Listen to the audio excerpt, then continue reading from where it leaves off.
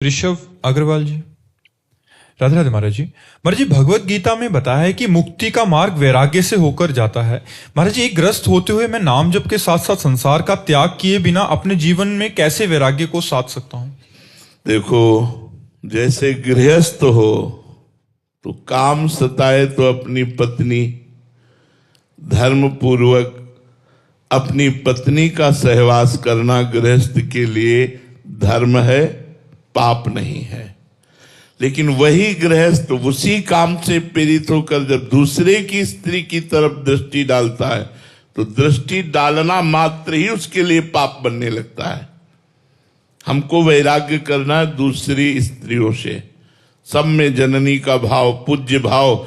दूसरी बात, गृहस्थ में आवश्यकता होती है धन की। यदि हमें धन चाहिए तो हम यदि नौकरी करते हैं तो ईमानदारी से हम अपनी पेमेंट भर में अधिकार रखें, घूस न लें, बेईमानी ना करें, अधर्माचरण से धन न कमाएं।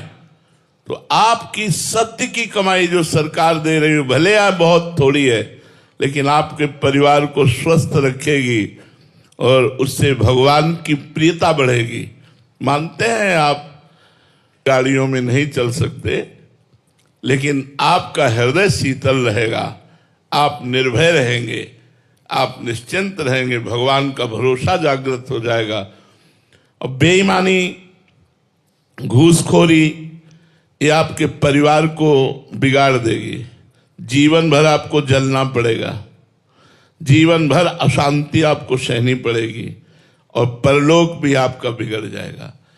तो गृहस्थ धर्म में वैराग्य रुपये से नहीं करना, अधर्म के रुपये से वैराग्य करना है।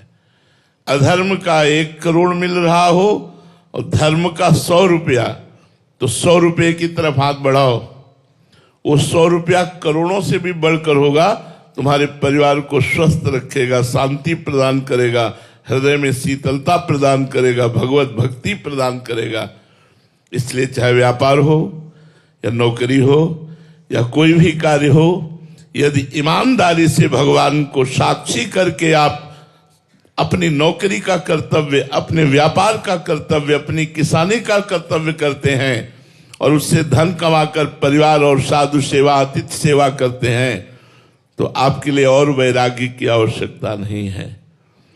आप अपने परिवार को भगवान की सेवा मान करके, धर्म पूर्वक धन कमाकर, धर्म पूर्वक भोगों को भोग कर, भगवान का नाम जप करते हुए भगवत प्राप्ति कर लेते हैं। गृहस्थ धर्म में वैराग्य का स्वरूप ये नहीं कि घर की सब सामग्री हटा दें, कपड़े लत्ते हटा दें, परिवार वालों से बोलना बंद कर दें, नौकरी छोड़ दें, ये वैराग्य नहीं है। वैराग्य है अधर्म का त्याग करने के लिए। विरक्त के लिए अलग मार्ग है, गृहस्थ के लिए अलग मार्ग है। तो गृहस्थ का वैराग्य है अधर्म पूर्वक जो चेष्टाएं हैं, जो धन है, जो बातें हैं, उनका हम त्याग कर देते हैं और धर्म पूर्वक विषयों का सेवन करते हुए भगवान को प्राप्त हो जाएंगे। आप निश्चित समझ लीजिए। तो गृहस्थ में ऐसे वैराग्य की आवश्यकता नहीं कि लंगोटी लगाकर हम घर द्वार छोड़ करके बाहर भागें। नहीं, हिम्मत करके नाम जप करते हुए अपने परिवार का पोषण करो, अपने राष्ट्र की सेवा करो। जो समाज सेवा मिली है वो भगवान की ही सेवा मिली है, ऐसा मानकर करो। रूपा जी। राधे राधे महाराज जी। महाराज जी, सच्चे संत के दर्शन से क्या क्या लाभ है महाराज जी? हमारे अंदर कुछ परिवर्तन आते हैं जी। सबसे पहला, हमारी श्रद्धा और विश्वास पर फल की प्राप्ति है। संत समागम के प्रति हमारी विशेष श्रद्धा होनी चाहिए। भवानी शंकरो वंदे श्रद्धा विश्वास रूपिणो याभ्याम विना न पश्यन्ति सिद्धा स्वांतः स्तमीश्वरम। हृदय में विराजमान परमात्मा है, पर बिना श्रद्धा विश्वास के इतने नजदीक है, हम उसका अनुभव नहीं कर सकते। ऐसे संतों पर हमारी पहले श्रद्धा और विश्वास होना चाहिए। जैसे एक दोहे में कहा, संत मिलन को चालिए तज माया अभिमान। ज्यों ज्यों पग आगे बढ़े कोटिन यज्ञ समान।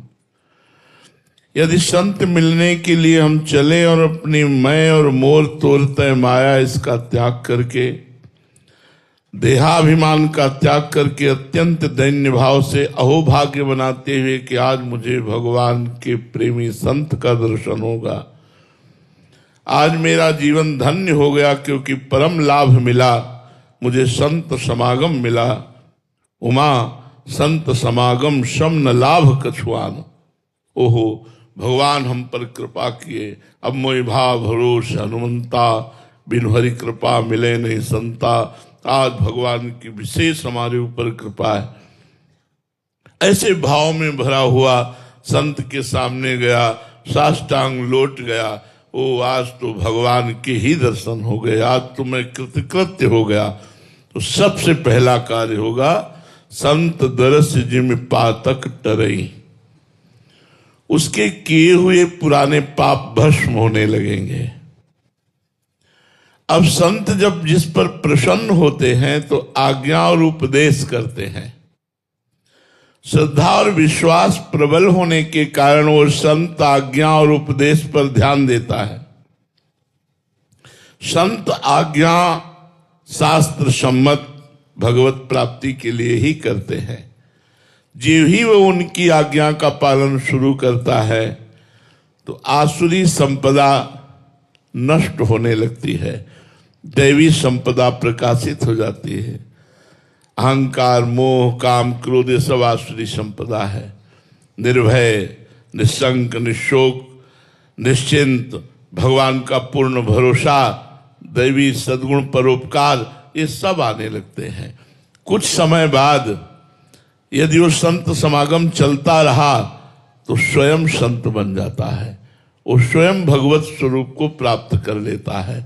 संत समागम का फल है जहां संत स्थित हैं वहां हमारी स्थिति हो जाए, अर्थात श्री भगवान में स्थिति हो जाए। हाँ, अब दूसरी बात, कल्पतरु और संत एक हैं। जैसे कल्पतरु के नीचे हम जाकर के कुछ मांगे तो वही मिलेगा, तो अगर हम संत के पास कोई कामना लेकर आ रहे हैं और बड़ी श्रद्धा विश्वास है तो आपकी कामना की पूर्ति हो जाएगी, क्योंकि वो भगवान के निज जन है। भगवान की कृपा से आपकी कामना पूर्ति हो जाएगी। यदि निष्काम भाव से भगवत भाव से अहोभाग्य मनाकर दैन्य होकर संत समागम किया जाए तो संत समागम का सीधा फल है भगवत प्राप्ति। संत संग अपवर्ग कर कामी भवकर पंथ। कामी पुरुष का संग जैसे सीधा आवागमन चक्र में डालता है, ऐसे संत का सत्संग सीधे मोक्ष पदवी पर स्थित कर देता है। यदि हम उनकी बात पर श्रद्धा और विश्वास करके साधना प्रारंभ कर दें तो हम भी संत हो जाएंगे। वेश नहीं, स्थिति संत की आ जाएगी।